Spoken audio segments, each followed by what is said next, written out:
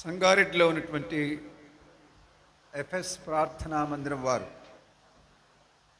ఏర్పాటు చేసుకున్నటువంటి ప్రత్యేకమైనటువంటి యవనస్తుల కూడికకు చేసినటువంటి ప్రియులందరికీ కూడా మన ప్రాణానికి మూలమైన జీవానికి, క్షేమానికి, రక్షణకు, మహిమకు, నిరీక్షణకు ఆధారమైన దేవాతి దేవుడైన యేసు ప్రభువును కొనియాడుతూ ఘనపరుస్తూ ఆ దివ్యనామాను మీకు అందరికీ కూడా వందనాలు తెలియజేస్తున్నాను. I thank God for the privilege that the Lord has given to me this morning to be with you.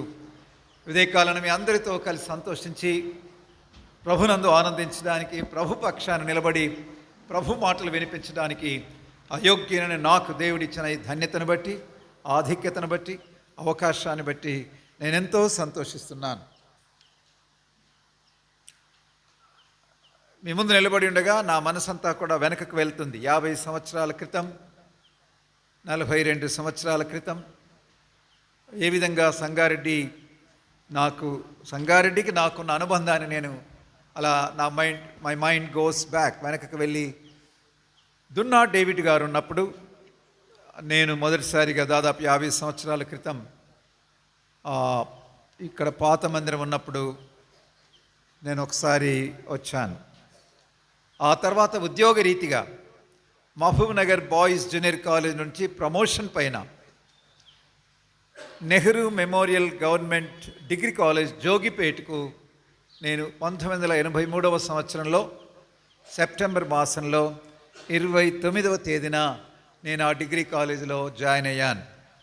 89 September నుండి 83 సెప్టెంబర్ నుంచి 89 ఆగస్టు వరకు 6 సంవత్సరాలు నేను జోగిపేటలో ఉద్యోగరీతిగా గవర్నమెంట్ డిగ్రీ కాలేజ్లో ఇంగ్లీష్ లెక్చరర్గా పనిచేశాను.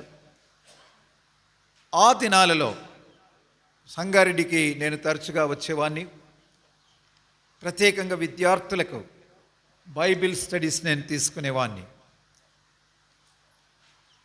ఆ విద్యార్థుల్లో సహోదరుడు జోసెఫ్, రిజిస్ట్రేషన్ చేస్తున్న సహోదరి తబిత, మరి ఎలిషా నా స్టూడెంట్ జోగిపేట్ డిగ్రీ కాలేజ్లో. వీళ్ళు పాత వాళ్ళు నాకు కనబడుతున్నారు. ఇక్కడ ఎవరైనా పాత వాళ్ళు ఉన్నారో నాకు తెలీదు. వీళ్ళని చూడడం నాకు చాలా ఆనందం అనిపించింది. నేను వస్తున్నాగానే తబిత కనబడ్డది. వయసు చాలా ఏళ్ళ తర్వాత చూశాను. నేను వెంటనే గుర్తుపట్టలేదు. ఆమె ఏమనడం లేదు, మౌనంగా నిలబడ్డది. నేను మాత్రమే తబితవు కదా అని గుర్తించి పైన చేయి వేసి ప్రేమతో పలకరించాను. జోసెఫ్ నన్ను రిసీవ్ చేసుకున్నాడు. మరి ఎలిషాను చూడడం సంతోషంగా ఉంది. ఎంతమంది మీరు నన్ను ఇంతకుముందు చూసిన వాళ్ళు చేతులు ఎత్తండి ఎవరైనా. మీరు ఓకే, ఇంతకుముందు చూశారు మీరు, వెరీ గుడ్. అక్కడ ఓకే. ఆ తమ్ముడు దేవదాస అని చివరిలో రైట్, ఆయనను కూడా చూడడం సంతోషంగా ఉంది. మీరంతా నిదానమే ప్రధానం అన్నట్టుగా ఎవరికి తోచిన టైంలో వారు నెమ్మదిగా, నిదానంగా. ఇంగ్లీష్లో ఒక సామెత ఉంది, స్లో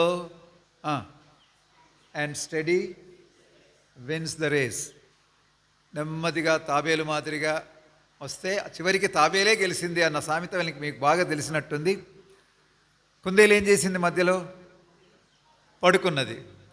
కుందేలు పడుకొని ఆ తాబేలు ఎప్పుడు వస్తుంది లేని పడుకొని నిద్రలో ఉంటే అట్లా మీరు చాలా నెమ్మదిగా వస్తున్నారు. ఇక్కడ కుందేలు తాబేలు పోలిక లేదు, కానీ మీరు చాలా నెమ్మదిగా వస్తున్నారు.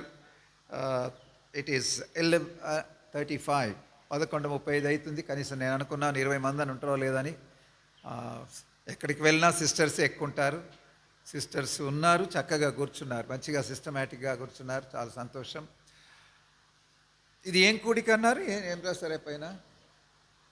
ఏం కూడిక ఇది? యూత్ రిట్రీటా? యవనస్తుల కూడికనా? యవనస్తుల కూడికలు అన్నారు. ఈ యవనస్తుల కూడికలో 75 ఏళ్ళ యువకునిగా మీ మధ్య నిలబడడం చాలా సంతోషంగా, చాలా ఆనందంగా, చాలా ఉల్లాసంగా ఉంది నాకు. My joy no bounds when I stand before you this morning. యవనస్తుల ప్రత్యేక కూడిక మరియు బాప్తిస్మలు ఇవన్నీ సరే. సో మరొకసారి చెప్తున్నాను, మీరు వింటున్నారా లేరు? 75 ఏళ్ళ యువకునిగా మీ మధ్య నిలబడడం చాలా ఆనందంగా, చాలా సంతోషంగా ఉంది. యువకులు అనుకునే వాళ్ళు చేతులు ఎత్తండి.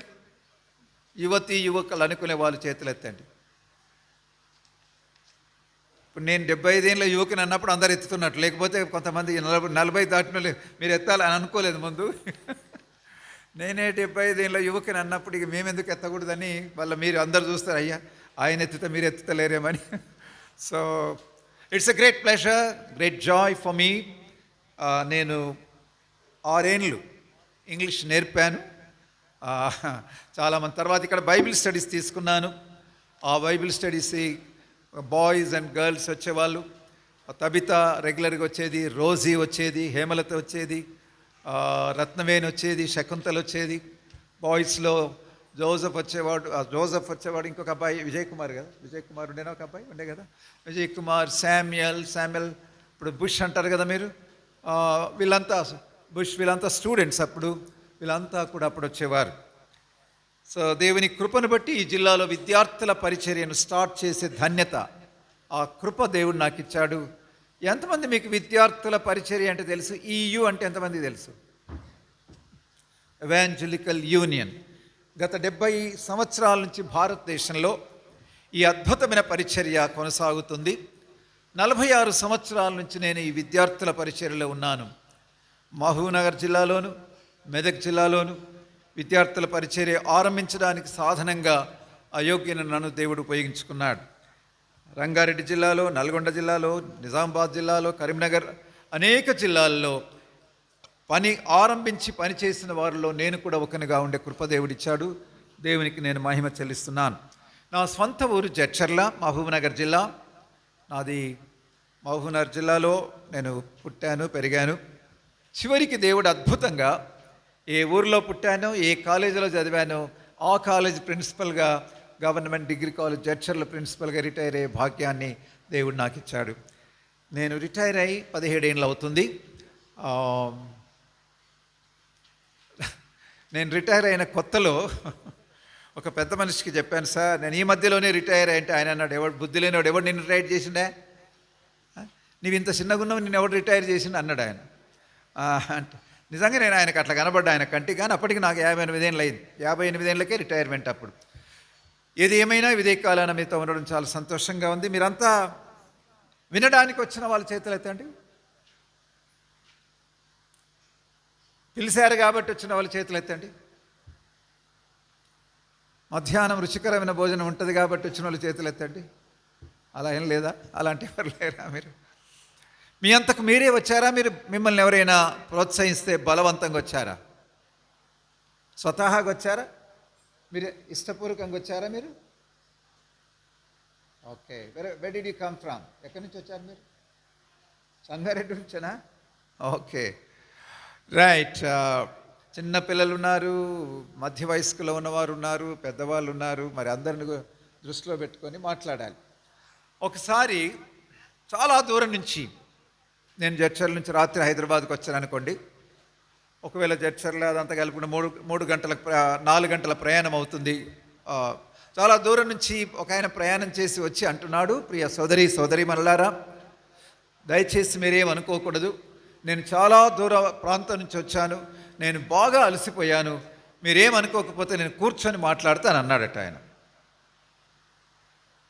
అప్పుడు ఈ ఫ్రంట్లో నేను ఒక అమ్మాయి లేచి, అంకుల్ మీరు కూర్చొని మాట్లాడితే మాకేం ఫికర్ లేదు, మేమంతా పండుకొని వింటాం అంకుల్ అన్నదట అన్నట్టు.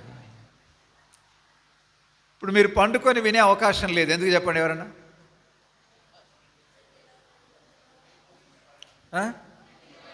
నేను నిలబడి చెప్తున్నాను కాబట్టి మీరు పండుకునే అవకాశం లేదు, లైసెన్స్ లేదు మీకు. అయితే కొంతమంది ఎంత గొప్ప వాళ్ళంటే వాళ్ళు కూర్చున్నా నిద్రపోగలరు, ఇలా నా మాదిరి నిలబడ్డా నిలబోగలరు, నడుస్తున్నా నిద్రపోగలరు, బోధిస్తున్నా నిద్రపోగలరు. మీరు అంత సమర్థులు నేను అనుకోవడం లేదు. సంగారెడ్డి వాళ్ళు అంత సమర్థులేనా? మీరు నడుస్తూ, నిలుస్తూ, ఆడుతూ, పాడుతూ నిద్రపోతారా? మీరు పోరు. కూర్చుంటే నిద్రపోతాం అంకుల్, మీరేమనుకోకండి. మేము నిద్రపోయినప్పుడు మీరు పక్కలకు చూడండి, మేము నిద్రపోయిన మమ్మల్ని చూడకండి అంటారేమో. దయచేసి నిద్రపోకండి. నిద్ర వస్తే బయటికి లేచి వెళ్ళి చల్లనీళ్ళతో ముఖం కడుక్కొని రండి. మీరు నిద్రపోకండి, ఇతరులను నిద్రపోయేటట్టుగా చేయకండి. తాను చెడ్డ కోతి ఏం చేసిందంట? వనమెల్ల జరిచిందట. A monkey who was spoiled, he spoiled the whole garden. So అట్లా మీరు ఉండకూడదు. మీరు ఇతరులు నిద్రపోయేటట్టుగా మీరు వాళ్ళని బుజ్జగించకూడదు. నిద్రించి వారిని లేపండి. సరే,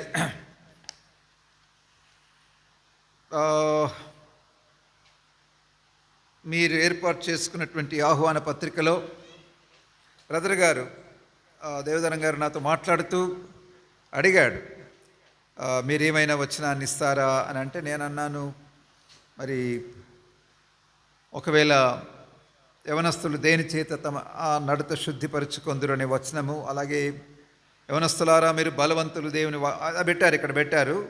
ఆ 2 వచనాలు రాశారు. 119వ కీర్తన 9వ వచనాన్ని ఇక్కడ రాశారు. 119వ కీర్తన 9వ వచనం.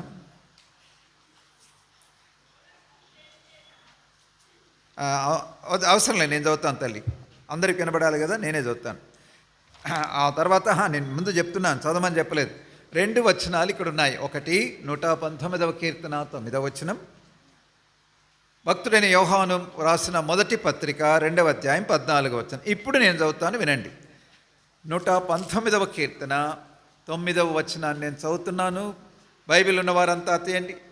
అలా చిన్న, have you brought English Bible or Telugu Bible? English. Psalm 119 verse 9. యవనస్తులు దేని చేత తమ నడత శుద్ధిపరచుకొందురు, నీ వాక్యమును బట్టి దానిని జాగ్రత్తగా చూచుకొనుట చేతనే కదా. 2వ భాగాన్ని చూద్దాం. 2వ భాగాన్ని కూడా మనం చూద్దాం. అపొస్తలుడైన యోహాను రాసిన మొదటి పత్రిక 2వ అధ్యాయం 14వ వచనం మధ్య భాగం. యవనస్తులారా మీరు బలవంతులు, దేవుని వాక్యము మీ యందు నిలుచుచున్నది, మీరు దుష్టుని జయించున్నారు గనుక మీకు వ్రాయిచున్నాను. ప్రార్థన చేసుకుందాం. మహోన్నతుడైన మా దేవా, మహిమగల మా రాజా, మీకు స్తోత్రాలు. యేసయ్య మా రక్షకుని పవిత్రమైన నామాన కృతజ్ఞత స్తుతి నింపబడిన హృదయాలతో ఈ ఉదయకాలాన ఎఫ్ఎస్ ప్రార్థనా మందిరానికి రావడానికి మీరిచ్చిన ధన్యతకై మీకు స్తోత్రాలు చెల్లిస్తున్నాం. ఈ సంవత్సరం 2 నెలలు దేవా, 7 దినాలు, 3వ నెల 7 దినాలు అద్భుతమైన మీ రెక్కల చాటున మమ్మల్ని కాచి భద్రపరిచి ప్రతి విధమైన కీడు నుంచి తప్పించి ఆరోగ్యం, ఆనందం, ఆదరణ, ఆశీర్వాదాలు, ఆయుస్సును అనుగ్రహించి 8వ తేదీ ఉదయకాలాన్ని సంగారెడ్డిలో ఉన్నటువంటి ఎఫ్ఎస్ ప్రార్థనా మందిరాల్లో మిమ్మల్ని ప్రవేశపెట్టినందుకే స్తోత్రాలు. మీరు మాకు తండ్రివిగా, కాపరివిగా, స్నేహితుడివిగా, సహాయకుడివిగా, ఆలోచనకర్తగా, ఆదరణకర్తగా ఉంటూ నడిపిస్తున్న విధానానికి వందనాలు. ఉదయకాలన సకాలానికి రాగలిగిన బిడ్డలను బట్టి వందనాలు. ఇంకా దారిలో ఉన్న వారిని మీరు తీసుకొని రండి, త్వరపెట్టండి. మేము గడిపే సమయం మాకెంతైనా దీవెనకరంగా మార్చండి. మీ దీనదాసుని మీరు బలపరిచి మీ మహిమ కొరకై, మీ ప్రజల మేలు కొరకై మీరు జ్ఞాపకం చేసుకోవలసిందిగా యేసయ్య దివ్యనామమును అడుగుచూ ఉంటున్నాను తండ్రి. ఆమేన్.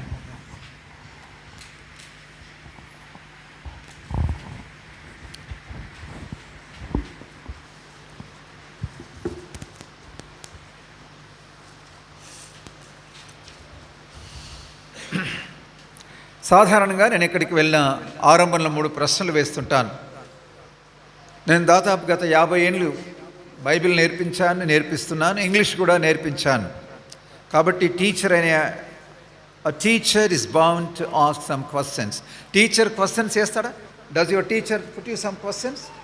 Do you like a teacher who questions? No, you don't like.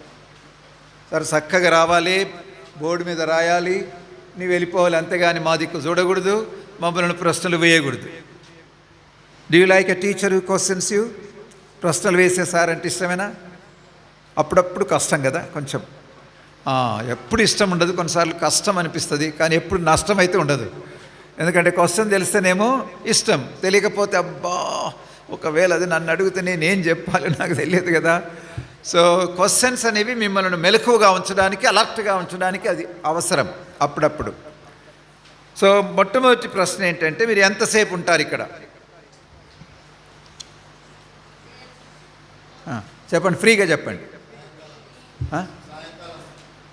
సాయంకాలం వరకు మీరు ఇక్కడ ఉంటారు. మీరుంటారా, నేను ఒక్కనే మిగిలిపోతాను? ఆలోచించి చెప్పాలి, ప్రశ్నకు జవాబు ఆలోచించి చెప్పాలి. ఎంతసేపు ఉంటారంటే బ్రదర్ అంటున్నాడు సాయంకాలం వరకు ఉంటారట. మీ అందరి తరఫున ఆయన అంటున్నాడు. రెండవ ప్రశ్న, ఎంతసేపు వింటారు? సాయంకాలం వరకు. వేరే వాళ్ళు మాట్లాడాలి.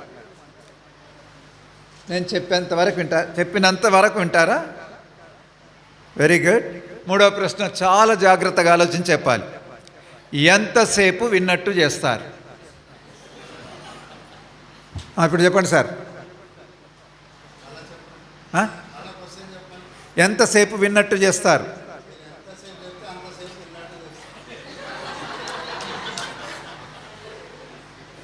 చూడండి ఎంత అనాలోచితంగా జవాబిస్తున్నాడు ఆయన. ఇంకా అయితే బ్రదర్ నేను వెళ్ళిపోవడం మంచిది, నేను సెలవు తీసుకుంటాను.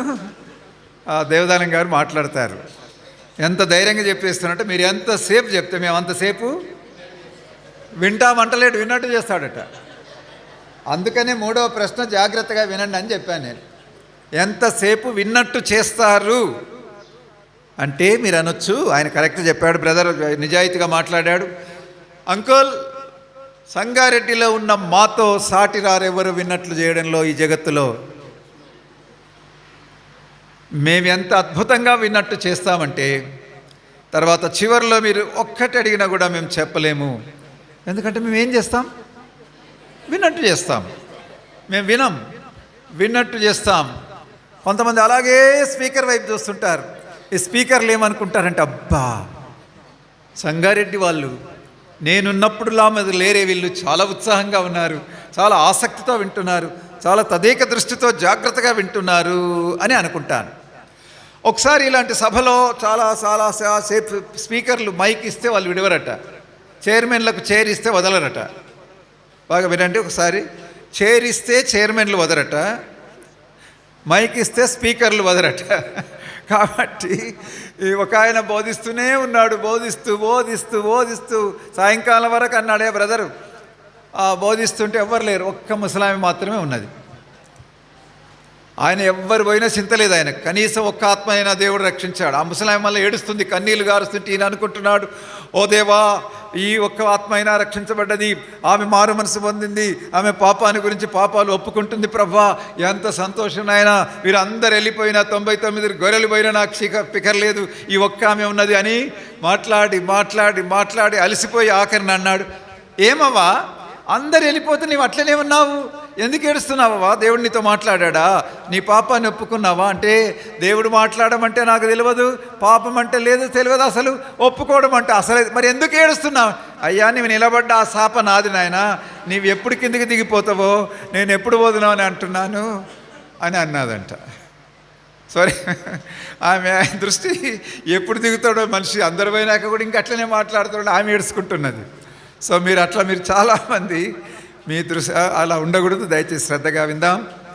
నేను మరి బ్రదర్ నాతో మాట్లాడినప్పుడు ఆ వచనాలు ఉంటే బాగుంటుందని అన్నాను. మరి బ్రదర్ ఏమన్నాడంటే, కొంతసేపు మీరు మాట్లాడిన తర్వాత కొంత బ్రేక్ ఉంటుంది, బ్రేక్ ఒక 10 నిమిషాలు 10 మినిట్స్ బ్రేక్, 5 మినిట్స్. సో ఒక అర్ధగంట 40 నిమిషాలు మాట్లాడిన తర్వాత బ్రేక్ ఉంటుంది, మళ్ళీ మీరు కంటిన్యూ చేయొచ్చు అని అన్నారు. Are you all ready for that? Is it okay for you? Yes లేదు, నో లేదు, లేదా ఎస్ నోనా? మీరు ఎస్ అంటే ఎస్, నో అనుకుంటే నో అనుకో, లేదన్నా అండి టిక్. సెలెక్ట్ ద ఏమంటారు ఆప్షన్స్ ఇచ్చి మీరు ఏదన్నా సరే. మొట్టమొదటిగా 119వ కీర్తన 9వ వచనాన్ని గురించి మనం ఆలోచించకముందు మిమ్మల్ని మరొక ప్రశ్న. యూత్ అనే ఇంగ్లీష్ వర్డ్ ఏ లెటర్తో స్టార్ట్ అవుతుంది? వై?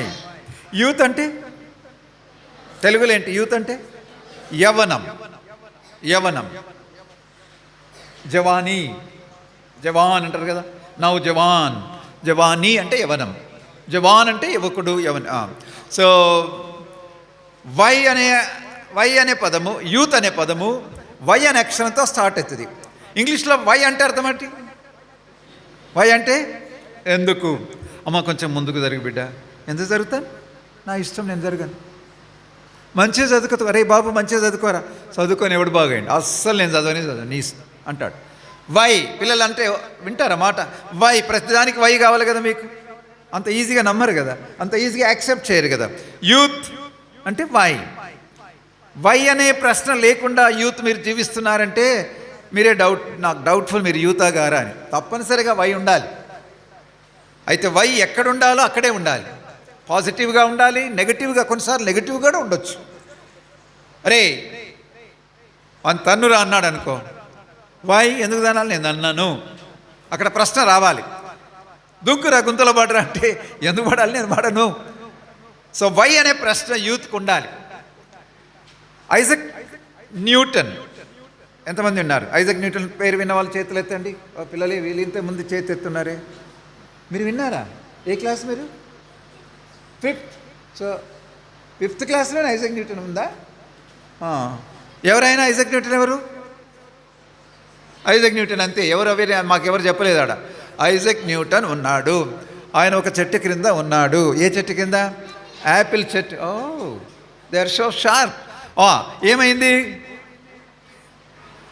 ఆ యాపిల్ పండు కింద పడింది. కింద పడి ఎక్కడ పడ్డది? తల పైన పడ్డది. అలా పడుతుంటే కొంచెం అట్లా చూసి అలా నోరు తెరిచాడా? నోట్లో పడ్డదా? కాదు. ఎక్కడ పడ్డది? తల మీద పడ్డది. తల మీద పడితే ఏమైంది? నీవు నేను ఉంటే ఏం చేస్తుంటివి? తీసుకొని మంచిగా కడుక్కొని కట్ చేసుకొని తినేవాళ్ళం. ఆయన ఏం చేశాడు? ఆ పండు ఆ మధ్యలో ఎందుకు ఆగలేదు అది కదా? చెట్టు మీదకి వెళ్ళి క్రింద పడ్డప్పుడు ఎందుకు క్రింద పడ్డది? ఆ గాలిలోనే ఆగొచ్చు కదా. వై అనే ప్రశ్న వచ్చింది ఆయనకు. వై అనే ప్రశ్న వచ్చినందుకు ఆయనకే తిరిగి దేవుడు సమాధానం ఇచ్చాడు. అందును బట్టి ఇప్పుడు న్యూటన్ ఏం సూత్రాలు అవి? లాస్ ఆఫ్ మోషన్, చలన సూత్రాలు, గమన సూత్రాలను ఆయన కనుక్కున్నాడు. దాన్ని బట్టి నాడు ప్రపంచంలో అనేకమైనటువంటి కార్యాలు జరుగుతున్నాయి. కాబట్టి ఆలోచన, ఎందుకు అనే ఆలోచన మనందరికీ ఉండాలి. ఎందుకు, వై అని ముఖ్యంగా మీకు ఉండాలి. యువకులకు ప్రతిదీ మీరు ప్రశ్నించాలి, సమాధానం పొందుకోవాలి, సాటిస్ఫై కావాలి, సంతృప్తి చెందాలి, ముందుకు వెళ్ళాలి. నా పేరు కూడా ఐజక్, న్యూటన్ కాదు, జ్ఞాపకం పెట్టుకోండి. I'm only Isaac. As Isaac అంటారు నన్ను. సో మరి ఆ న్యూటన్ లాంటి ఆలోచన నాకు కూడా లేదు. ఒకవేళ పండు పడి ఉంటే నేను కూడా కడుక్కొని తినేవాడిని, కట్ చేసుకొని. కానీ ఆలోచన ఆయనకు వచ్చింది. అలాంటి ఆలోచన మీకు కూడా ఉండాలి. యవనులు అంటే ప్రశ్నించేవారు. ఒక ఇంగ్లీష్ పోయెట్ మానవ జీవితాన్ని 4 సీజన్స్గా పోల్చాడు. 4 భాగాలుగా మానవ జీవితాన్ని ఆయన విభజించాడు. శైశవ దశ అంటే చైల్డ్హుడ్, యవన దశ, మధ్య వయసు, వృద్ధాప్యము. Childhood, youth, adulthood, old age. ఈ 4 దశలుగా విభజించాడు మానవ జీవితాన్ని. మీ దగ్గర 1 year ఫోటో ఎంతమంది దగ్గర ఉంది? మీరు ఒక 1 year ఉన్నప్పుడు దిగిన ఫోటో ఉందా? అన్నిటికీ వీళ్ళు చేతులు ఎత్తున్నారు. అందుకని మేము ఫ్రంట్ లైన్లో కూర్చున్నాం అంకుల్, మేము ఫ్రంట్ లైన్ సోల్జర్స్ అంటున్నారు వాళ్ళు. Right, very good. వాళ్ళకు ఉందట. మీరు ఇంటికి వెళ్ళి చూడండి, ఇప్పటి ఫోటోకు మీ 1 year ఉన్నప్పుడు ఫోటోకు చూడండి. ఇంత చక్కగా ఉన్నాను నేను, నాదేనా ఇది, ఎంత బాగున్నది ఈ ఫోటో అని మీకే అనుమానం వస్తుంది. సో చైల్డ్హుడ్, ఇన్ఫాన్సీ, శైశవ దశ, చిన్న లేక బాల్య దశ అని అంటారు. బాల్యంలో చాలా చక్కగా ఉంటాం, మృదువుగా ఉంటాం, సుకుమారంగా ఉంటాం, అందంగా ఉంటాం. ఇక వయసు పెరిగిన కొలది శరీరంలో మార్పులు వస్తాయి. టీనేజ్ వచ్చేసరికి 13 నుంచి అలా 19 వరకు వచ్చేసరికి శరీరంలో మార్పులు వస్తాయి. అటు బాలికలకైనా బాలుకలైనా ఎవరికైనా చేంజెస్ వస్తాయి. ఆ తర్వాత యవ్వనంలో ప్రవేశిస్తాం. ఆ 4 దశలను ఒక ఆయన ఏమన్నాడంటే, చైల్డ్హుడ్ అనేది స్ప్రింగ్ సీజన్. స్ప్రింగ్ అంటే తెలుగులో స్ప్రింగ్ అంటే వసంత ఋతువు. ఇప్పుడే ఇదే దాదాపు వసంత ఋతువు, ఇంకా సమ్మర్ టోటల్గా రాలేదు. ఆకురాలు కాలం అంటారు కదా, కొత్త ఆకులు వస్తాయి కదా చెట్లకు, దాన్ని స్ప్రింగ్ సీజన్ అంటారు. సో మీరంతా స్ప్రింగ్ సీజన్లో ఉన్నారు, ఈ ఫ్రంట్ లైన్ ఉన్న వాళ్ళంతా దాదాపుగా. ఆ తర్వాత వెనుక ఉన్న వాళ్ళు యూత్. ఆ యూత్ అనేది సమ్మర్తో పోల్చాడు. సమ్మర్ అంటే ఆల్మోస్ట్ స్టార్ట్ అయింది కదా. సమ్మర్ అంతా ఎట్లుంటుంది, గరం గరం ఉంటుంది అన్నట్టుగా. ముట్టుకుంటే గరం. యవనస్తులను ముట్టుకుంటే కాలిపోతాం మనం పొరపాటున. రే ఇక్కడ మళ్ళరా, ఏం మాట్లాడుతున్నాం, ఎందుకు వెళ్తా నేను. సో యువకులు ఇలా ఉంటారు అన్నట్టు, గరం గరం ఉంటారు. యవన దశ అనేది చాలా full of warmth and heat ఎక్కువగా ఉంటుంది, లైట్ తక్కువగా ఉంటుంది. ఆవేశం ఎక్కువ, ఏం తక్కువ, ఆలోచన తక్కువ. సో యవనంలో ఉన్న వాళ్ళు, యవనం చాలా ప్రధానమైన దశ. It's a very important stage in human life. Full of energy, full of enthusiasm, full of evolution, full of vigour and vitality. ఉత్సాహం పొంగి పొరులుతున్న దశలో ఉంటాం. చాలా శక్తివంతంగా ఉంటాం, ఆరోగ్యంగా ఉంటాం, ఉరకలేస్తుంటాం, పరుగులెడుతుంటాం. యవన దశ. కాబట్టి మీరంతా ఆ దశలో ఉన్నారు. మరి మీతో మాట్లాడడం కష్టమే, అయితే నేను కూడా యంగ్ మ్యాన్గా పోల్చుకున్నాను కాబట్టి కొంచెం ధైర్యం వచ్చింది అన్నట్టుగా మీతో మాట్లాడడానికి. రైట్. యవనస్తులారా, యవనుడా నీ యవన కాలమందు, ఏమనుంది బైబిల్లో, ఏమనుంది, యవనుడా నీ యవన కాలమందు,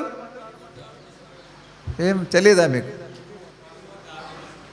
సంతోషించము, యవనుడా సంతోషించము. ఎక్కడుంది ఆ మాట? ప్రసంగి గ్రంథం 11వ అధ్యాయంలో ఉంటుంది. యవనుడా, young man, be happy, be joyful, be merciful, full of joy and energy. యవనుడా నీ యవన కాలమందు సంతోషించు, నీ హృదయం యొక్క కోరిక చొప్పున, నీ కండ్ల యొక్క నడిపింపు. చూడండి అక్కడ ఆ వచనాన్ని చదువుకుందాం. చూడండి అక్కడ చదవండి ఎవరైనా. 11:6 అనుకుంటా, నీకు 8. ప్రసంగి గ్రంథం 11వ అధ్యాయం 9వ వచనం. యవనుడా నీ యవనమందు సంతోషపడు, నీ హృదయము సంతుష్టిగా ఉండనిమ్ము.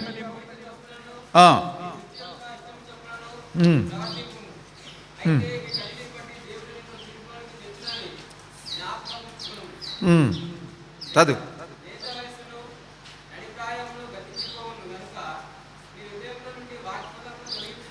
వ్యాకులమును. రైట్. చక్కగా చదవాలి, నెమ్మదిగా చదవాలి. 100 మీటర్స్ రన్నింగ్ రేస్లో పార్టిసిపేట్ చేసినట్టుగా చదవకూడదు. మ్యారథాన్ రేసులు నిదానంగా, విస్పష్టంగా, అర్థమయ్యే రీతిగా, పొరపాటులు లేకుండా చదవాలి. వ్యాకులమని నువ్వు సరిగా చదవలేకపోయావు. వ్యాకులము వాక్యులము కాదు. ఏందది? ఏంది? నువ్వు చెప్పు, ఏమన్నా నువ్వే పాప చెప్పు. గట్టిగా చెప్పాలి, మరి ధైర్యంగా చెప్పాలి. వ్యాకులము. అక్కడ మీరు క్రియాపదాలు చండి. క్రియాపదాలు అంటే తెలుసా? అందరు చదువుకున్న లేవదు కదా. వర్బ్ ఫామ్స్ తెలుసా? వర్బ్ అంటే తెలుసా? ఇప్పుడు మొదటి లైన్లో క్రియ ఏంటి? క్రియాపదము సంతోషపడుము మొట్టమొదటి. రెండవ క్రియాపదాన్ని చెప్పండి. సంతుష్టిగా ఉండనిమ్ము.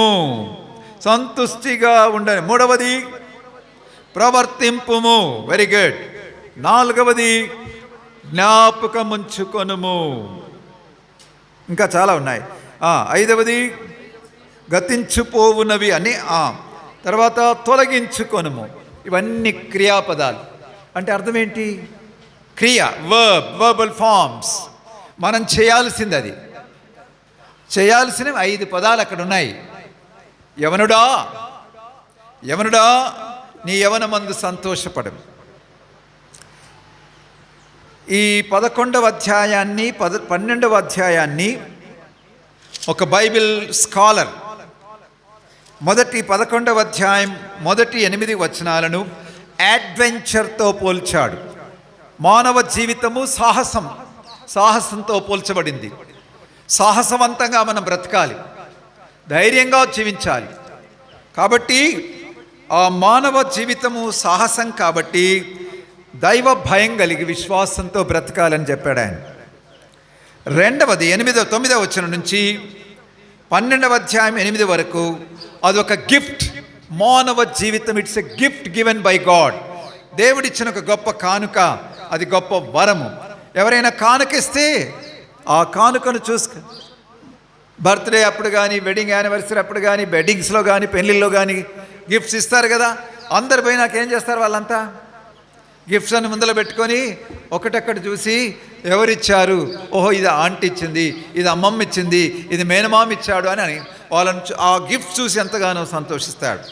అలాగే దేవుడు నీకు నాకు ఈ గొప్ప అద్భుతమైన జీవితం అనే వరాన్ని ఇచ్చాడు. మరి ఏం చేయాలి మనం? We have to enjoy in that. ఈ వరం, దేవుడిచ్చిన ఈ వరాన్ని కృతజ్ఞతాపూర్వకంగా తీసుకొని నీవు ఆనందించాలి, సంతోషించాలని దేవుడు ఇష్టపడుతున్నాడు. తర్వాత 9 నుంచి 12 వరకు చూస్తే నేర్చుకొనమనే మాట కనబడుతుంది. అక్కడ వ్రాయుటకు పూనుకొనని చివరులు అక్కడ పుస్తకములు, నా కుమారుడా హితోపదేశములు వినుము, పుస్తకములు రచింపబడును అని అంటూ, it's a man's life is a school. మానవ జీవితం అనేది ఒక స్కూల్ లాంటిది. స్కూల్లో ఏం చేస్తాం? నేర్చుకుంటాం. జీవితం అనే పాఠశాలలో నీవు నేను అనేకమైన విషయాలు నేర్చుకోవాలి. ఏమేమి నేర్చుకోవాలి? ఏం చేయాలో నేర్చుకోవాలి, ఏం చేయకూడదో నేర్చుకోవాలి, ఏం చూడాలో నేర్చుకోవాలి, ఏం చూడకూడదో నేర్చుకోవాలి, మేలు చేయుటకు నేర్చుకోవాలి, కీడు చేయుటకు నేర్చుకోకూడదు. ఇలా ప్రతికూలమైన విషయాలు, అనుకూలమైన విషయాలు, వీటన్నిటిని గమనిస్తూ నేర్చుకోవాలి. చివరి 12వ అధ్యాయం చివరి 2 వచనాలలో మానవ జీవితాన్ని ఆ భక్తుడు ఏమంటాడంటే, ఇది దేవుడు నీకు ఇచ్చినటువంటి ఒక గృహ నిర్వాహకత్వం, స్టీవర్డ్షిప్ అంటారు ఇంగ్లీష్లో. Man's life is a stewardship.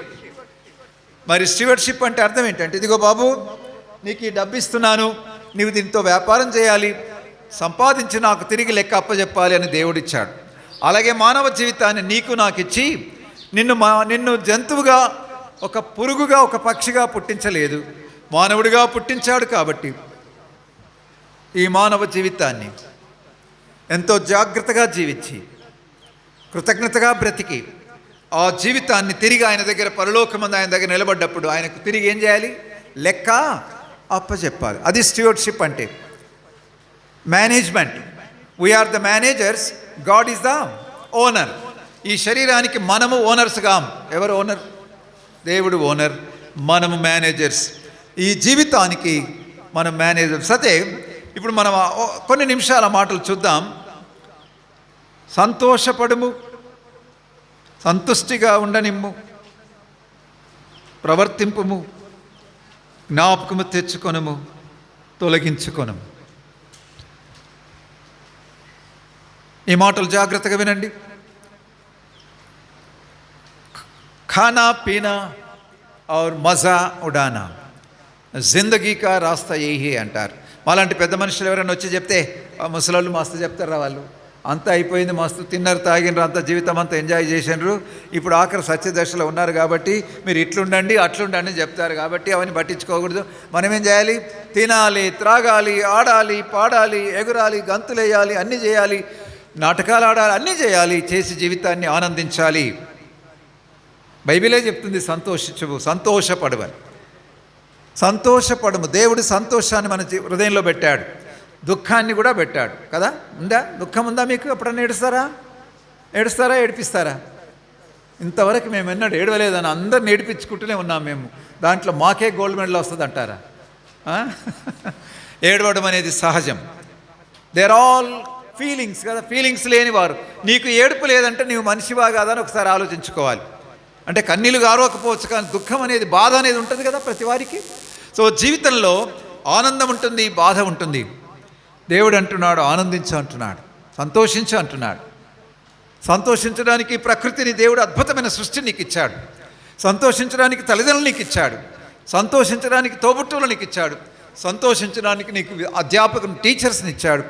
సంతోషించడానికి సేవకులు నీకు ఇచ్చాడు, సంతోషించడానికి నీకు స్నేహితులను ఇచ్చాడు, సంతోషించడానికి ప్రకృతి నీకు ఇచ్చాడు. కాబట్టి దేవుడు అంటున్నాడు, యవనుడా సంతోషించుము. సంతోషించడం తప్పు కాదు, సంతోషం తప్పని అనుకుంటాడు. దేని యందు ఎలా సంతోషించాలనేది ఆలోచించాలి అంతే. వాళ్ళు ఇద్దరు పోతుంటే పిల్లలు, అరే మీరు పిల్లలు ఇక్కడ నా దగ్గర చూడండి రా, మీరు చూడండి, మీరు అంత లేచిపోయారా? మీరు ఎప్పుడైనా బెంచెస్ ఉన్నాయా, మీకు చైర్స్ ఉన్నాయా? చెక్క బెంచ్లా, ఉడెన్ బెంచెసా? మధ్యలో కొంచెం ఖాళీ ఉంటుంది కదా, అట్లా ఉంటుంది. మరి మీ ఉండவே లేదు, మధ్యలో ఇట్లా కొంచెం ఖాళీ ఉంటుంది అట్లా చెక్కలు కలిపినప్పుడు. కొంతమంది పిల్లలు ఏం చేస్తారంటే ఈ సూదులు పెట్టి, అందులో సూది పెట్టి కొంచెం కనబడినట్టుగా పెడతారు. అది పెట్టి వాడు రావాలి, వాడు కూర్చోవాలి, వానికి సూది గుచ్చుకోవాలి, నేను ఆ చప్పట్లు కొట్టాలి, వానికి తెలియకుండా వీడే అని చెప్తాడు, అరే మనం పోయి ఈ బెంచ్ మీద కూర్చుందామని వాడు అంటాడు, వాడు పక్కన కూర్చుంటాడు, నీ వీడే కూర్చోరా, నేను మన ఇద్దరం ఒకటి దగ్గర కూర్చుందాం, మన ఇద్దరం ఫ్రెండ్స్ కదా అంటాడు. వానికి తెలియదు అది పెట్టినట్టుగా. వాడు అలా వాడు కూర్చున్నాడు, అబ్బా అంటాడు. వాడు అరే ఏమైందిరా? అదిగో ఎవడో చూస్తే ఆడ పిన్ ఉంటుంది, ఎవడో వాని కథ చూద్దాం ఉంటాడు. వీడే పెట్టినాడు, ఎవడో పెట్టిండ్రా నిజంగా, వాని కథ చూసుకుందాం ఇప్పుడు. వాడు వీడు అని వాడు మనసులో వాడు అరే ఏమైందని అంటున్నాడు, కానీ మనసుతో సంతోషిస్తున్నాడు వాడు. అబ్బా వీడు దాన్ని ఏమంటారు ఇంగ్లీష్లో? ఎవరైనా ఏడుస్తుంటే సంతోషిస్తే ఏమంటారు ఇంగ్లీష్లో? కొంతమంది భర్తలు భార్యలు ఏడుస్తుంటే చప్పట్లు కొట్టేళ్ళు ఉంటారు. అసలు ఏడవనీకైనా వస్తలేదు, మంచిగా ఏడువు అని మళ్ళీ నెత్తి మీద 2 వేస్తారు అన్నట్టు. అప్పుడు బాగా కన్నీళ్ళు ఏడుస్తా ఇట్లా. అట్లనే పిల్లలు కింద పడితే వాడు ఏడుస్తుండే, అరే కింద పడ్డది అయినా దెబ్బ తగలగలదురా నీకు అని మళ్ళీ నెత్తి మీద 2 వేస్తాడు వాడిని. అప్పుడు వాడు ఊకి ఏడుస్తుంటే సంతోషం. దాన్ని శాడిజం అంటారు. సో అది ఆ సంతోషంగా దేవుడు నిన్ను నన్ను కోరుకునేది. ఒక మంచిని చేసి, ఒక మంచి మాట మాట్లాడి, ఒక మంచి కార్యం చేసి, నలుగురికి ఉపకారం చేసి, మేలు చేసి, చేయుటకు నీ చేతనైనప్పుడు దానికి తగిన వానికి నీ మేలు చేయక మానకూడదని బైబిల్ చెప్తుంది. మేలు చేయుట యందు ఏం చేయకూడదు, విసుకకూడదు, అలయకూడదు. కాబట్టి మేలు చేసి మంచి చేసి సంతోషించాలి. సంతోషిస్తున్నారా? మంచి సంతోషం, జీవితంలో సంతోషం ఉండాలి. కొంతమంది సీరియస్గా ఉంటారు, ముఖ్యంగా హెబ్రోనులకు సీరియస్నెస్ ఎక్కువ. మేమే భక్తులం అనుకుంటారు వీళ్ళు. లోకల్ని ఇంకెవ్వరు సిఎస్ఐలు కానీ మెథడిస్టులు కానీ వాళ్ళు విశ్వాసులే గారు, వాళ్ళకి అసలు ఆరాధన రాదు, ఏం రాదు, వాళ్ళ భక్తులే కాదు, మేమే భక్తులమని ఒక్కరిని బలకలియరు, వేలే సంఘస్థులను ఒకరితో సంతోషంగా ఉండరు. వీళ్ళంతా మడిగట్టుకొని కూర్చున్నట్టుగా నవ్వకూడదమ్మా, మందిరంలో నవ్వకూడదు, ఎంత సీరియస్గా ఉండాలంటే అంత సీరియస్గా ఉండాల్సినప్పుడు సీరియస్గా ఉండాలి, నవ్వాల్సినప్పుడు నవ్వాలి, ఏడవాల్సినప్పుడు ఏడవాలి. జీవితంలో నవ్వు ఏడుపు 2 ఇచ్చాడా లేదు దేవుడు? ఇచ్చాడా లేదా చెప్పండి? ఒక చోట అదేం పాట అది? ఒకరోజు ఒక చోటన ఒకనాడు ఏడుపు, ఒకనాడు నవ్వు ఉంటుంది, ఏడుపు ఉంటుంది జీవితంలో. కాబట్టి సంతోషించమంటున్నాడు దేవుడు. సంతోషించాలి, సంతోషించదగిన వాటిలో సంతోషించాలి. చక్కగా చదువుకొని సంతోషించు, చక్కగా ఆడి మంచి ప్లేయర్ వై సంతోషించు, చక్కగా ఒక టెండూల్కర్ వై సంతోషించు, చక్కగా నీ ఒక గొప్ప దైవజనుడు బాక్సింగ్ లాంటి గారు లేకపోతే బిలీ గ్రహాంలో ఒక గొప్ప దైవజనుడిగా నీవు అయి సంతోషించు, నలుగురికి ఉపకారం చేసి సంతోషించు. కాబట్టి ఇక్కడ యవనుడా సంతోషించు. నీ కోరిక, హృదయం యొక్క కోరిక చొప్పున ప్రవర్తి. నీ కళ్ళు ఏది కనబడితే చూడమంటున్నాడు. ఎంత బాగుంది కదా ఇది. కంటికి కనబడేదంతా చూడాలంట, కనబడేదంతా అనుభవించాలట, కనబడేదంతా చూడమంటున్నాడు. దేవుడే చెప్తున్నాడు చూడమని. The girl is very beautiful but very proud. But ఏమంటారు? But is a bit of poison. నీవు సామెత చెప్తున్నావు, ఇంగ్లీష్ గ్రామర్లో బట్ని ఏమంటారు? Conjunction. Very good. So but is a bit of poison. అబ్బా ఎంత చక్కగా ఉంది అమ్మాయి అంటే, కానీ అంతే ఇంకెంతో గర్విస్తూ అన్నారు అనుకోండి అప్పుడు. సో మొదటి చెప్పిన దానికి రెండవ చెప్పిన దానికి ఏముంది? ఆడ వ్యత్యాసం ఉంది, తారతమ్యం ఉంది, భిన్నంగా ఉంది, భిన్నత్వం ఉంది. కాబట్టి దేవుడు ఇక్కడ అంటున్నాడు, సంతోషించు, తినుము, త్రాగుము, నీ ఎట్ల కోరిక చెప్పును, ఏదైనా చెయ్యి, ఏదైనా త్రాగు, ఏదైనా అనుభవించు అని. కింద చూడండి, అయితే అనుందా? ఉందా? అయితే అని 3వ లైన్లో, 4వ లైన్లో అయితే అంటే అదే బట్ అని. అయితే బట్ అనొచ్చు, ఎట్ అనొచ్చు, వైఈటి ఎట్ అనొచ్చు. అయితే దేవుడు నిన్ను ఎక్కడ చేస్తాడట? తీర్పులోనికి. మిమ్మల్ని అందరిని, ఆడపిల్లలందరిని ఒక గులాబీ తోటలోకి, ఒక తోటమాలి వెళ్ళండి అమ్మా, ఎన్ని గులాబీ పూలను దింపుకోండి అని అన్నప్పుడు, అయితే ప్రక్కకు చేమంతులు ఉన్నాయి, వేరే లిల్లీ పుష్ప, అందులోకి మీరు వెళ్ళకూడదు, కేవలం గులాబీ తోటలోనే మీరు ఇష్టం వచ్చినట్టు దింపుకోండి అని అంటే, చూసినావా అంకుల్ గులాబీ దింపుకోమన్నాడు, మరి గులాబీ కంటే ఇంకా మంచిగా కనబడుతున్నాయి కదా అని అవి దింపుకున్నాం అనుకో. తర్వాత అంకుల్ ఆడుంటాడు గేటు దగ్గర, వెనకకు వచ్చినప్పుడు అంకుల్ మళ్ళీ చూస్తాడు, నీవు గులాబీలే దింపుకున్నావా, ఇంకేమైనా దింపుకున్నావా? అప్పుడు అంకుల్ చూసినప్పుడు మల్లెలు కనబడుతున్నాయి, చేమంతులు కనబడుతున్నాయి. అమ్మా, నేను నిన్ను పంపింది గులాబీ తోటలోకి, గులాబీని తెంపని చెప్పాను, నేను చెప్పంది నీవు చేశావు, చెప్పింది నీవు చేయలేదు అని దేవుడు ఆయన లెక్క అడుగుతాడు. అవన్నీ తీసేస్తాడు, నీవు నిన్ను అవమానపరుస్తాడు, నీవు చెప్పిన మాట వినలేదు, అవిధేయురాలు అయినావని. అలాగూ నీవు నేను ఈ లోకంలో ఎంత నా బ్రతకొచ్చు, ఏమైనా చేయొచ్చు, కానీ పరలోకంలో లేదా దేవుని దగ్గరికి వెళ్ళినప్పుడు దేవుడు నేను లెక్క చెప్తాడు. నీవెలా జీవించావు, ఆనందించావు, సంతోషించావు, మంచిదే. అయితే దేని యందు ఆనందించాలో దాని యందే ఆనందించాలి, ఏది చేయాలో అది చేయాలి, ఏది చేయకూడదు అది చేయకూడదని దేవుడు అడిగి, నన్ను ప్రేమించి నీ కొరకు ఈ లోకానికి అరుదించి, నీ కొరకు నేను సిలువలో ప్రాణదానం చేశాను, నా రక్తాన్ని ఒలికించాను, చనిపోయాను, నీకు బదులుగా నీ శిక్ష నేను అనుభవించాను, చనిపోయి తిరిగి లేచాను, సజీవుడనే చరిత్రలో రుజువుపరుచుకున్నాను, నేనే దేవుడు నన్ను రుజువుపరుచుకున్నాను. నేను నిన్ను ప్రేమించి నా యొద్దకు రమ్మని ఆహ్వానించాను. ప్రయాసపడి భారం మోసుకుని సమస్త జనులారా నా యొద్దకు రండి, నేను మీకు భాగ్యలక్ష్మి ఏంది అది, లాటరీ భాగ్యలక్ష్మి టికెట్ 10 లక్షలు నీకు ఇచ్చేస్తానన్నాడు. నా దగ్గరికి వస్తే ఏమి ఇస్తానన్నాడు? మీరు చదవకుండా పాస్ చేస్తానన్నాడా? సర్టిఫికెట్ లేకుండా ఉద్యోగాలు ఇస్తానన్నాడా? ఉద్యోగం చేయకుండా జీతాలు ఇస్తానన్నాడా? లేకపోతే ఆకలి లేకుండా చేస్తాను బిడ్డ అన్నాడు? ఇవన్నీ ఏమన్నాడు? శాంతిని, సంతోషపడడం నిజమే, కానీ నిజమైన నిండైన నిత్యమైన సంతోషం ప్రభు దగ్గరే ఉంది. యేసయ్యనే ఇస్తాడు. ఆయనను కలిగి ఉండడమే నిజమైన సంతోషం, ఆయన యందు ఆనందించడమే నిజమైన ఆనందం, ఆయన కొరకు జీవించడమే నిజమైన ఆనందం. కాబట్టి దేవుడు అంటున్నాడు, అయితే వీటన్నిటిని బట్టి దేవుడు నిన్ను ఏం తెస్తాడు? తీర్పులోనికి తెస్తాడు. కాబట్టి ఈ ఉదయమనా మధ్యాహ్నానికి వచ్చిన మనం, ఈ మధ్యాహ్నం మంది ఇక్కడ చేరిన మనమంతా ఒక్కసారి మనల్ని మనం పరీక్షించుకోవాలి. ఒకవేళ ఇది చివరి దినం అయితే, ఇదే చివరి దినం నీకు నాకైతే, ఎంతోమంది బోధిస్తూ కిందపడి చనిపోయిన వాళ్ళు ఉన్నారు, ఎంతోమంది పాటలు పాడుతూ కిందపడి చనిపోయిన వాళ్ళు ఉన్నారు, ఎంతోమంది ప్రయాణాలు చేస్తూ సీట్లోనే ఉండి చనిపోయిన వాళ్ళు ఉన్నారు, ఎంతోమంది అలా నడిచి వెళుతూ చనిపోయిన వాళ్ళు ఉన్నారు. నా స్టూడెంట్ ఒక అమ్మాయి భర్త మహబూబ్నగర్లో నాన్ స్టాప్ బస్ ఎక్కాడు. Hyderabad bus station, Gowliguda bus స్టేషన్కి వచ్చేసరికి అందరు దిగిపోయారు, ఆయన ఇంకా అట్లనే ఉన్నాడు. ఏమైందో చూసి చనిపోయాడు. కూర్చున్న దగ్గరే హెవీ హార్ట్ అటాక్ వచ్చేసి ఆయన అక్కడ ఎవరికి చెప్పుకుండా ఆయన అక్కడనే చనిపోయాడు. సో మరణం అనేది ఎప్పుడైనా రావచ్చు.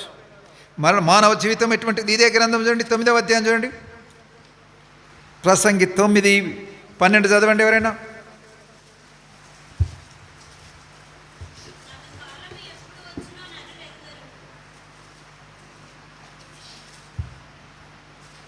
చదవమ్మా.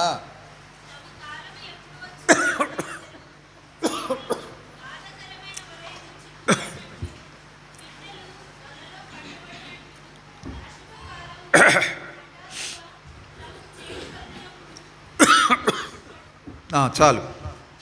తమ కాలము ఎప్పుడు వచ్చునో నరులు ఎరగరు. తమ్ముడా, చెల్లి, అన్న, అక్క, ప్రియ సహోదరి, సహోదరుడా, నీవు అనుకోవచ్చు, నేను ఐఎమ్ వెరీ యంగ్, और మంజిల్ బహదూర్ హై, నా డెస్టినేషన్ ఇంకా చాలా దూరం ఉంది, నేను వెళ్ళాల్సింది, నేను ఇంకా చాలా ఏళ్ళు బ్రతకాలి అనుకోవడం తప్పులేదు. దేవుడు అనుమతిస్తే ఎన్నేళ్ళైనా బ్రతకొచ్చు, 100 ఏళ్ళు బ్రతకడం దేవునికి స్తోత్రం, అలా ఉంటే దేవుడు.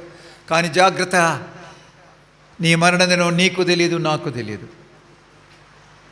ఆ మాట ఎవరంటారు? నా మరణం నాకు తెలియదు అంటాడు ఇస్సాకు, బైబిల్లో ఉన్న ఇస్సాకు, అబ్రహాం కుమారుడని ఇస్సాకు. కాబట్టి మరణం రాకముందే ఏ క్షణమైనా మరణం రావచ్చు. ఉన్న పాటున హిమాచల్ ప్రదేశ్కి చాలా ఇంజనీరింగ్ స్టూడెంట్స్ కొన్నేళ్ల క్రితం వెళ్ళారు కదా, మీకు తెలుసా ఎవరికన్నా?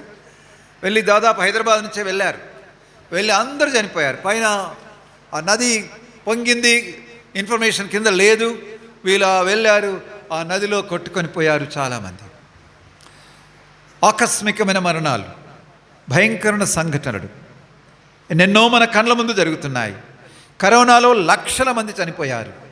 ఈనాడు నువ్వు నేను బ్రతికున్నామంటే అది కేవలం దేవుని కృపను జ్ఞాపకం చేసుకొని, ఇంకా ఇక్కడ ఎవరైనా మీ హృదయాలు యేసు ప్రభుకి ఇవ్వకపోతే, ఆయనిచ్చే ఆత్మశాంతిని, ఆయనిచ్చే పాపక్షమాపణను, ఆయనిచ్చే నిత్య జీవాన్ని, ఆయనిచ్చే మోక్ష ప్రాప్తి నీవు అనుభవించకుండా ఉన్నట్టయితే ఈ మధ్యాహ్నం దేవుడు అంటున్నాడు, యవనరాలా సంతోషించు, నీ హృదయం కోరిక చొప్పున నీవు ప్రవర్తించు. నీ కన్ను లేదా ఏది చూడమని కోరితే చెయ్యి. సొలొమోను అలా చేశాడు. నాకు ఇష్టమైన దాన్ని నేను చేయడం, నా కనులు నేను నిర్బంధింపలేదంటాడు. నా హృదయాన్ని నేను నిర్బంధించలేదు. అన్నీ చేశాడు ఆయన. పెద్ద పెద్ద నిర్మాణాలు చేశాడు ఆయన. వర్క్స్, ఎన్నో భవనాలు కట్టాడు, వర్క్స్ చేశాడు. ద్రాక్షారసం చేత త్రాగి ఆనందించాలనుకున్నాడు. ఆ తర్వాత ఎంతోమంది స్త్రీలను తాను ఉంచుకున్నాడు, భార్యలను ఉపపత్తులను ఉంచుకున్నాడు. ఆ స్త్రీల ద్వారా సంతోషించాలనుకున్నాడు. ఆ తర్వాత ఆస్తులను సంపాదించుకున్నాడు, ఆస్తుల ద్వారా సంతోషించాలనుకున్నాడు. కానీ సొలొమోను ఇదంతా వ్యర్థమని అంటాడు. He wanted to satisfy himself with works, wine, wealth and women. ఇవేవి కూడా ఆయనను సాటిస్ఫై చేయలేదు. మీరు ఇంటికి వెళ్ళి చదవండి, ప్రసంగి 2వ అధ్యాయంలో అవన్నీ చెప్తాడు. నేను గొప్ప గొప్ప పనులు చేయబూనుకొంటిని, ద్రాక్ష తోటలు నాటుతిని, వనములను నాటితిని, ఎన్నో ఎన్నో కట్టాను చేశాను అని చివరికి ఇదంతా వ్యర్థం అంటాడు. మరి ఏంటంట? ఆయన గొప్పగా పరిశోధన చేసి అంతా వ్యర్థం వ్యర్థం వ్యర్థం వ్యర్థం అన్న వ్యక్తి చివరిలో ఏమంటున్నాడు చూడండి. 12వ అధ్యాయం 10-11 చదవండి. 12-11. ఇదంతా వినిన తర్వాత తేలని ఫలితార్థం ఇదే: దేవుని యందు భయభక్తులు కలిగి ఉండి ఆయన కట్టలను అనుసరించి నడుచుండవలను. మానవ కోటికి ఇది ఏ విధి.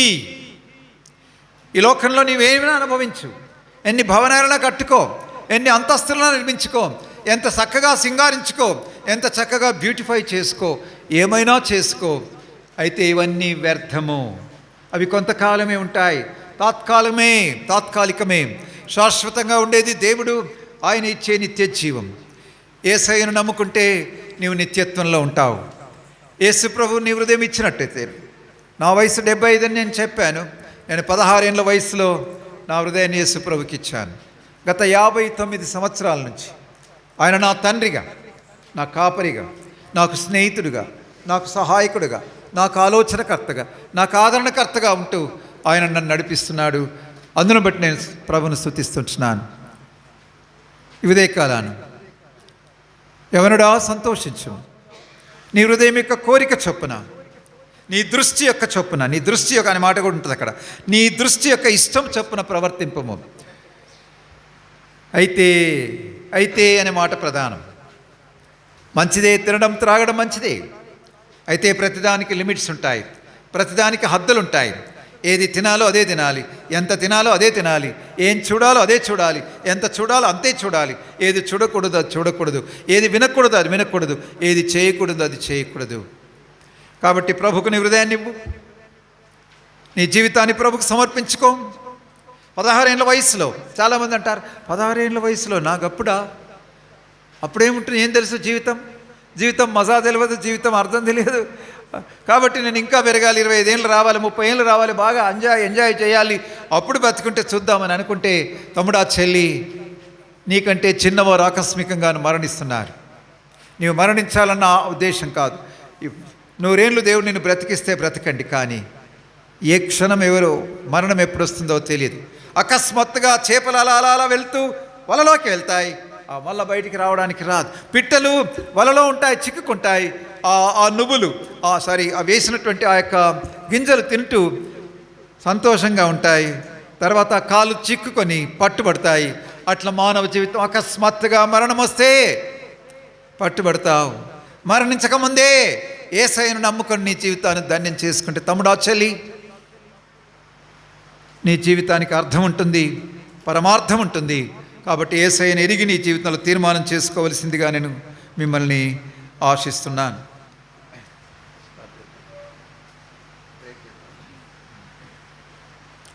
సో బ్రేక్ చేయకముందు ఒక్క నిమిషం అందరం మోకరించండి. మోకరించిన తర్వాత వాక్య వెలుగులో ఎవరైనా ప్రభు ఆత్మ ద్వారా ప్రేరేపింపబడి తీర్మానాలు చేసుకుంటే అది చూసి తర్వాత మనం బ్రేక్ ఇద్దాం. దయచేసి